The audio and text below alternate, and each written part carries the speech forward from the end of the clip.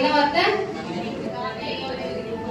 பிதாவே இவர்களை மன்னியும், இவர்கள் செய்கிறது இன்னதென்று அறியாது இருக்கிறார்களே அப்படின்னு சொன்னாரு.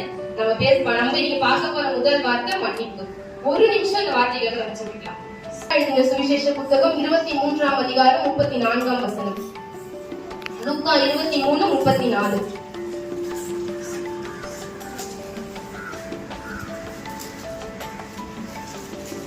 லூக்கா 23:34.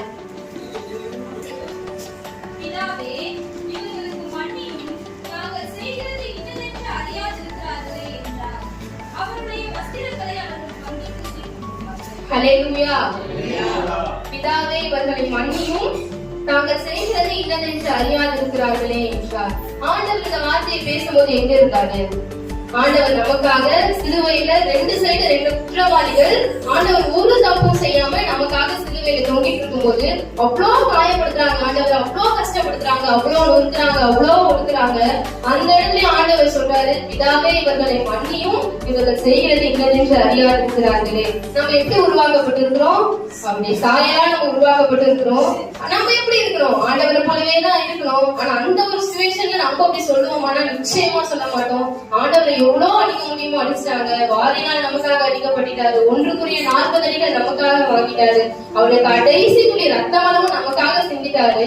அப்பயும் ஆண்டவர் சொல்றாரு, பிதாவே இவர்களை மன்னியும், இவர்கள் செய்கிறது இன்னதென்று அறியாதிருக்கிறார்களே அப்படின்னு ஆண்டவர் சொல்றாரு.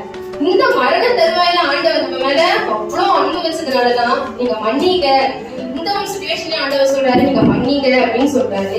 இப்போ இந்த மன்னிப்பு குறிச்சு நம்ம 3 இடங்கள்ல பார்க்க போறோம்.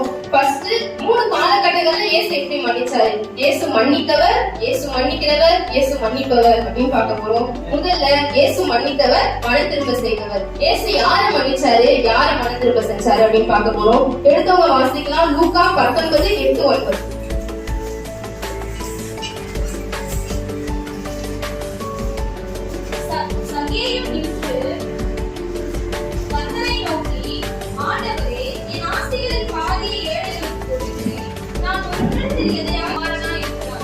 ஹல்லேலூயா.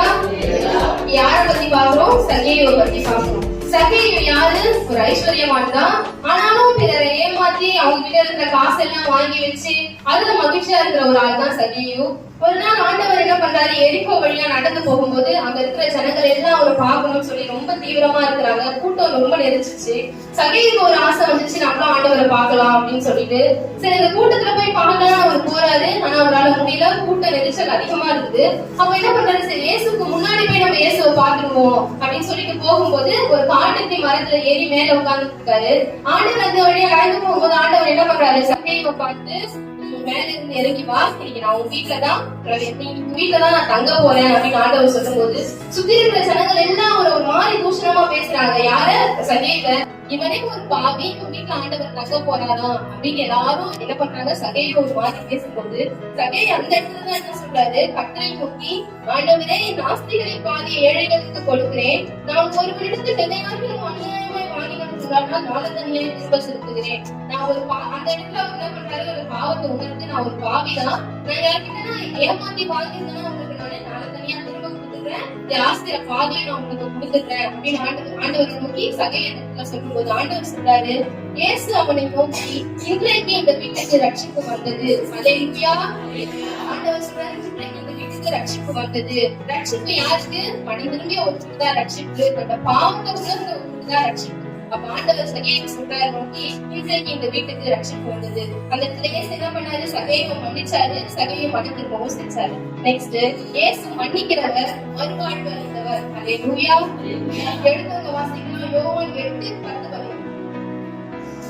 யோவான் 8:10.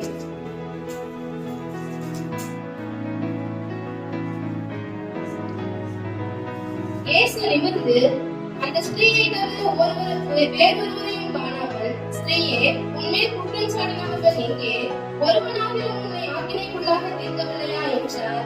அதற்கு அவர், இல்லை ஆண்டவரே என்றார். இயேசு அவளை நோக்கி, நானும் உன்னை ஆக்கினைக்குள்ளாக தீர்க்கிறதில்லை, போ, பாவம் செய்யாதே என்றார். ஹல்லேலூயா. இந்த வசனம் யாரை குறிச்சு நமக்கு தெரியும்? அங்க ஒரு பாவியான ஒரு ஸ்திரீ இருக்கா. ஆண்டவர் ஒளிவ மலைக்கு போயிட்டு மறுநாள் தேவாலயத்துக்கு போறாரு.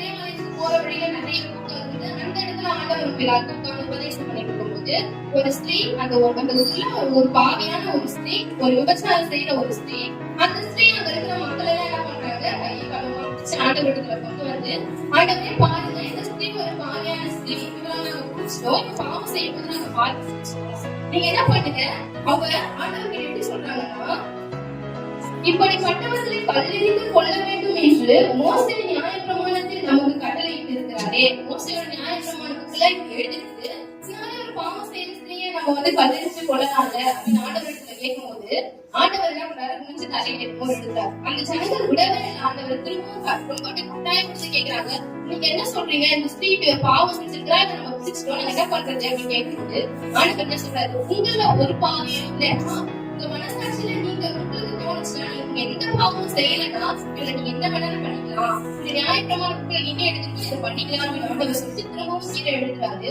மேல பிடிச்சு பாக்குறாரு, ஒற்றுமில்லாத ஒரே ஒரு ஸ்திரீ மட்டும் இருக்கிறா.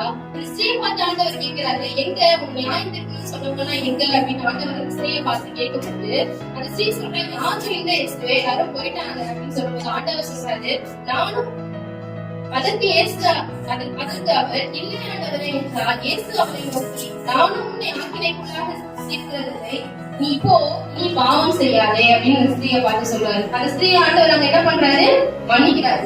இதுல என்ன தெரியுது, இயேசு அந்த ஸ்திரீயை மன்னிக்கிறாரு, அந்த ஸ்திரீக்கு மறுவாழ்வு கொடுக்கிறாரு. ஒருவேளை அந்த இடத்துல இயேசு இல்லாத இருந்தா அந்த ஸ்திரீயை அந்த ஒரு மோசையோட நியாயப்பிரமாண புக்கை எழுதிட்டு இந்த மாதிரி ஒரு பாவம் செஞ்ச ஸ்திரீயை கல்லெறிந்து கொள்ளலாம், அந்த ஸ்திரீயை அவங்க கொண்டிருக்கலாம்ல.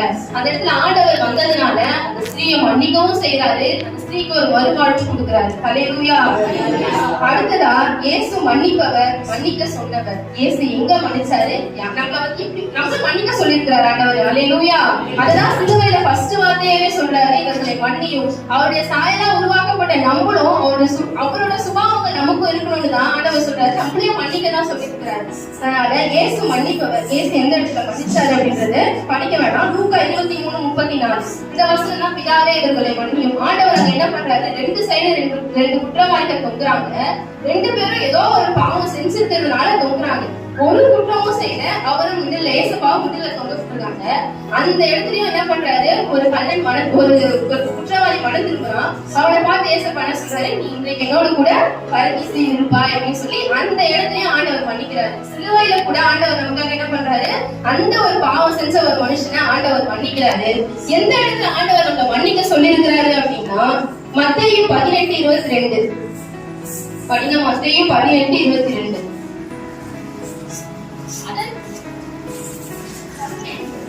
மத்தேயு 18:22 அதற்கு இயேசு, 7 தரம் மாத்திரமல்ல 70 தரம் மட்டும் என்று உனக்கு சொல்லுகிறேன். ஹல்லேலூயா. அந்த இடத்துல பேதுரு ஆண்டவர் கிட்ட கேக்குறாரு, இந்த மாதிரி என் சகோதரன் எனக்கு விரோதமா பாவம் செய்யறான், நான் எத்தனை தரம் மன்னிக்கணும், 7 தரம் மன்னிச்சா போதுமா ஆண்டவரே அப்படின்னு பேதுரு ஆண்டவர் கிட்ட கேட்கும்போது ஆண்டவர் என்ன சொல்றாரு, நீ 7 தரம் மாத்திரம் இல்ல 70 தரம் உன் சகோதரனுக்கே நீ மன்னிக்கணும் அப்படின்னு ஆண்டவர் சொல்றாரு. இந்த இடத்துல ஆண்டவர் என்ன பண்ணாரு, மன்னிக்கவும் செஞ்சாரு. அவர் நம்ம கண்டிப்பா மன்னிப்பாரு. இந்நாள் வரைக்கும் நம்ம செய்யற பாவங்களை அவர் மன்னிக்கிறதுனாலதான் நம்ம ஜீவனோடு இந்த இடத்துல நிக்க பண்ணியிருக்கிறாரு. ஆண்டவர் நம்ம மன்னிக்கவும் செய்யறாரு, நம்ம மன்னிக்கவும் சொல்லியிருக்கிறாரு. ஆண்டவர் நம்மள மன்னிக்க சொல்லிட்டாரு. எத்தனை தடவை கேட்கும்போது நீ 7 தரம் உன் சகோதரனுக்கே நீ மன்னிக்கணும் அப்படின்னு ஆண்டவர் சொல்றாரு. நம்ம செய்யற பாவங்களுக்கு ஆண்டவர் எத்தனை தரம் மன்னிப்பாரு, இந்த நாள் வரைக்கும் அவர் மன்னிச்சுதான் இருப்பாரு. இனிமேலும் நம்ம செய்யற பாவங்களை அவர் மன்னிக்கதான் போறாரு. அவர் மன்னிச்சு இருக்கிறதுனாலதான் ஆண்டவர் இந்த இடத்துல நம்ம ஜீவனோடு தங்க பண்ணினாருன்னா அது அவரோட மன்னிப்பு, அவரோட கிருபை, அவர் நம்ம மேல வச்சு அந்த இறக்கத்தினாலதான் ஆண்டவர் இந்த நாள் வரைக்கும் நம்மள மன்னிச்சு இருக்கிறாரு. ஆண்டவர் எத்தனை தரம் நம்மள மன்னிப்பாரு அப்படின்றதுக்கு ஒரு வசனம் படிக்கலாம். யாத்திராகமம் 34:7